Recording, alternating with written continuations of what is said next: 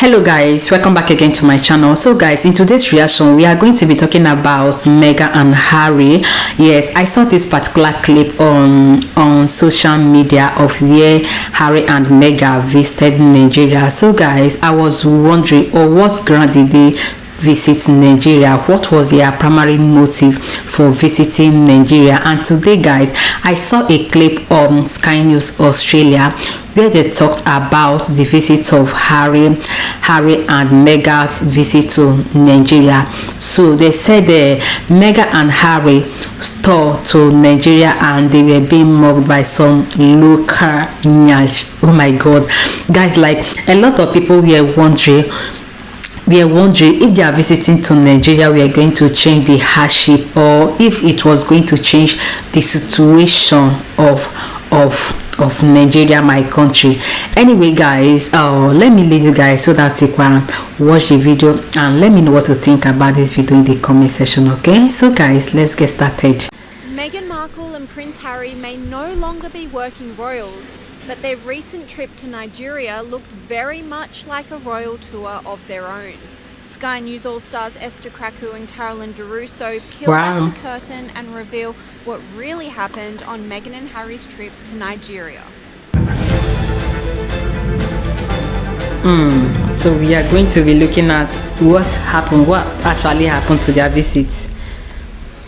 Meghan Markle and Prince Harry have concluded their highly anticipated tour of Nigeria, but many are still wondering what the purpose of this tour was. Sky News All-Star Kinsey Schofield explains. Now, let's talk about the Nigerian tour that's underway. Harry and Meghan, I don't know if this is a royal tour. They're not working royals. Are they? Well, they're not politicians or pop stars. What exactly are they doing touring Nigeria in the first place, Kinsey? Allegedly, they're courting Nigeria yes, I want to know. Future Invictus Games, but it's just all a bunch of PR. I mean, you've seen Meghan's dramatic wardrobe changes throughout it, her insisting that this is her country. Thank you for welcoming me to my country. Sky News All-Star Esther Kraku agrees, saying not all Nigerians were happy with the taxpayer-funded jaunt. You know, we have to remember this was on invitation from the Ministry of Chief of Defense Staff in Nigeria, which is the highest post you can hold in the military. And they were talking about, they were meant to be talking about an invitation. And she goes to give a speech at the school. She hosts a Women in Leadership conference. Harry's talking about mental health, and it's kind of drifting away from the Invictus Games, which is what the trip was actually meant to be about, to kind of this broad, almost presidential PR tour for the Sussexes. And so you did kind of see a split of public opinion. Many Nigerians were thinking, well, this is a bit of a waste of public money. This isn't like we're courting a state that can help us with resources. This is kind of like a faux royal couple that are there to kind of boost their image. And then you had the other side of the coin, which was, you know, it's great to have them there. They're kind of the Harry and Meghan defense squad, and they're just happy that they've broken off from the royal family and doing their own thing. But again, this is the kind of finesse that lack of finesse, I should say, you would see when someone has kind of torn away from the royal fold and doesn't understand these intricacies of diplomacy. And Sky News host Carolyn DeRusso said Meghan and Harry's tour was cosplaying.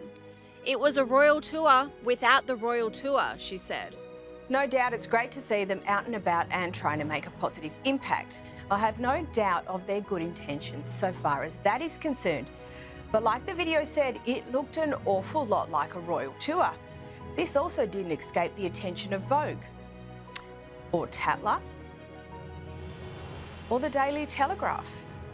It's the royal tour which isn't the royal tour, or as entertainment reporter Peter Ford described it, the Audi version of a royal tour. Sad. And this is the point. If you don't want to be a royal, that's totally fine. Go live whatever alternative life is your preference.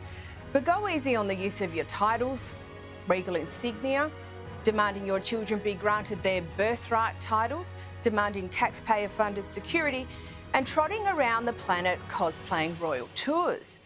If you don't want to be a royal and you don't want the duty and responsibility that goes with it, then please spare us all the performance art.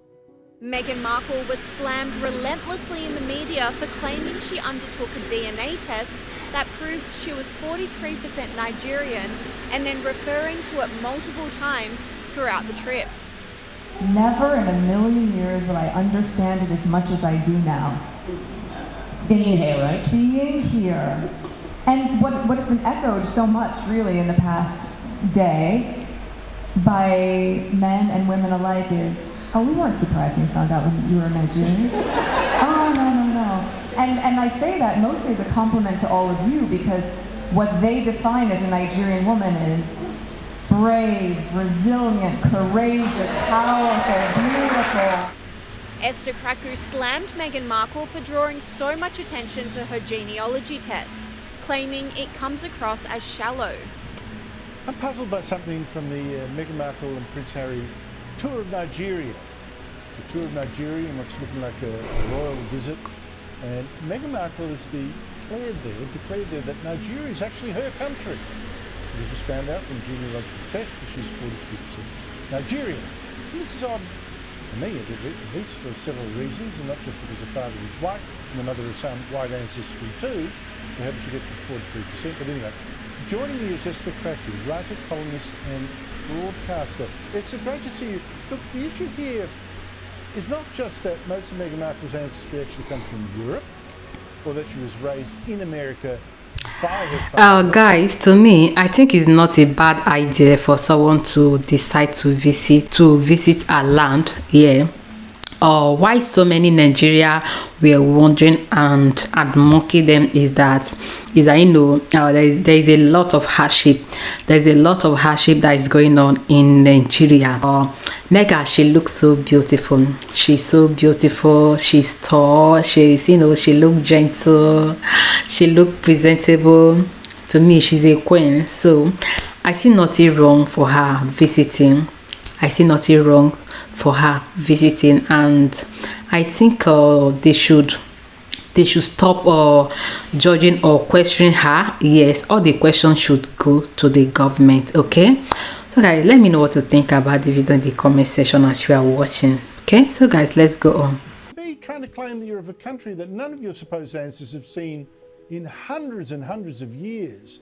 At what stage does she say, for instance, she's American and home there?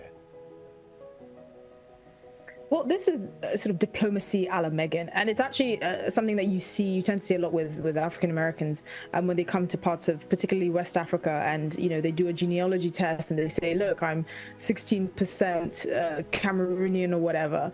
I happen to have done a genealogy test and I couldn't have been more Ghanaian if I tried. But the question is, how does this stuff like this land, and does this actually work? So, you know, the royal family, for instance, have done many tours. The late Queen herself did many royal tours, and she couldn't go to every single country and say, I'm 1/16 Gabonese or I'm 1/7 Finnish or anything like that.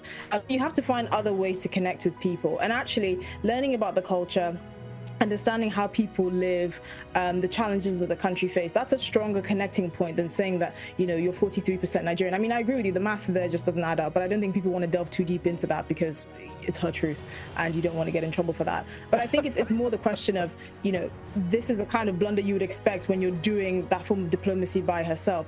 Esther Kraku adds Meghan Markle needs to use more than a DNA test to connect with Nigerians. Yeah, but it's weird, isn't it? Because Prince Harry, right, he could go to Germany, and I would bet you, Esther, a lot of money that he would not say to the Germans, I feel at home in Germany, this is my home, yeah. I am German, even though he's got much closer bonds, you know, and the family's passed to Germany, to the Battenbergs and all that kind of stuff. He could go to Greece and say, look, my father was the royal family of Greece, originally, you know. They don't do that, but here there's something different. Yeah, here it's more acceptable, and I don't think they realize kind of how stuff like that would land. For them, it's just, you know, oh, it's a fun fact. This is how I connect with you. Look, I grew up in Ghana, and there was no shortage of people like Meghan coming over and saying, look, I'm 1/16 Ghanaian. And we generally used to ask, okay, do you know anything else about Ghana? Do you know how people live? Do you know anything about the languages, the food, anything like that? I think that's a stronger connecting point, actually learning about the people and treating them as full human beings, as opposed to, you know, treating your heritage as some sort of fetish. But again, this is something that I wouldn't hold against her because it's very common and it's kind of like a bit naive. But you know, if you're within the royal family fold, they will know to tell you this is not something that you do. There are stronger connecting points that you can make with people, as opposed to just saying I took a genealogy test and I'm 43% Nigerian? What if the other half of the genealogy said such as she's, 57% Russian? A Nigerian panel show validated this, with one of the hosts saying she doesn't trust the DNA test. She's going to add to the negative list. Guys, to me, I think Harry and Meghan were not invited by the Nigeria government. Yes, to me, I think the Nigeria government were not the one that invited these two people, because if it was the Nigeria government that invited them, you would have seen them welcome them. And what we can see here is Nigeria defense. Yes, it is the defense. I think it is the defense that invited these two people. That's why you see them, assembling and welcoming them. Yes, not that Nigeria are angry for their visitation to Nigeria. It's not that they are angry, but Nigeria, like the situation they are right now, the situation that they are right now is not about Harry and Meghan, because there is a lot of difficulties, a lot of hardship in Nigeria. So many people are going through a lot. So many people. If you are from Nigeria or you are living at Nigeria, you can testify to that. There's a lot of hardship that is being going on, and in Nigeria, they went to the extent to pay money. I think they pay money to invite these people, because I think they must be the one to sponsor all the resources. I think they are the one that took care of that. Okay, like Nigeria, they have that right to question because there's a lot of hardship that is going on, and they are not even talking about that. They are not dealing with that, and they are dealing with different things. So I think that is their reason. That is their reason for questioning their visit, and why they were being mocked by some Nigerians. Okay, to me, I think it's not a bad idea for someone to visit his or her country. Okay, so guys, what do you think about this video? Please let me know in the comment section, and I'll be right there waiting for you. Let's move on. Nigeria, for example, do you say Duchess of, what is it called? Sussex, yeah. And she's been branded different names, and then she's going to add to the list of we are known to be terrorists, 419, whatever.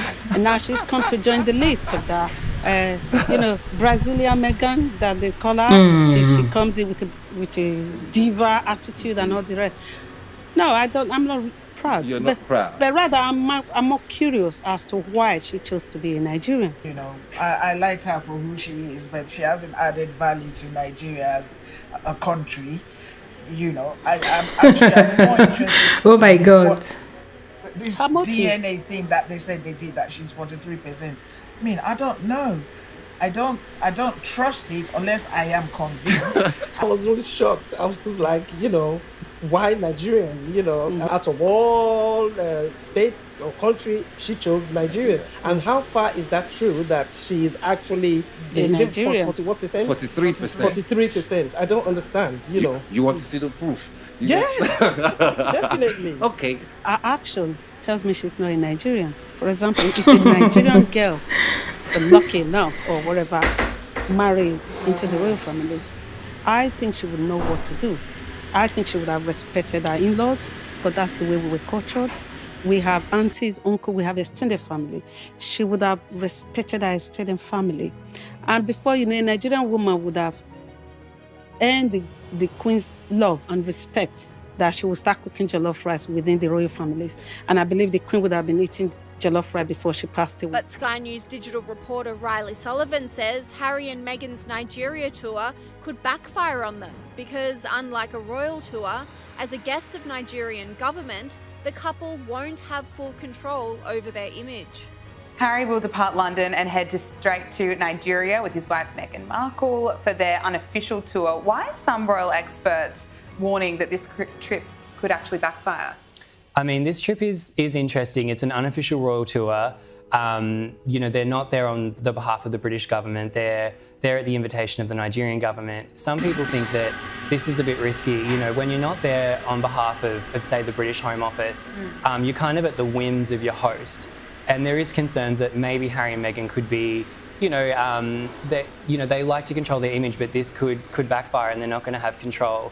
There was also other reports this week that this is all part of Harry and Meghan's plan, and they're actually going to try and use the trip to destabilise Charles in Nigeria. After all, Nigeria is part of the Commonwealth. But yeah, this trip has drawn some mixed reactions. Another criticism that we heard was that Harry and Meghan have accepted this invitation, and presumably the costs of security and travel will be covered by Nigeria. And some people think, well, you know, Harry and Meghan are multi-millionaires. Yeah. Why are they travelling over to Nigeria and expecting, you know, the Nigerian government to cost it? I mean, unfortunately, you know, this is a country where 2/3 of Nigerians are living on less than a couple dollars a day.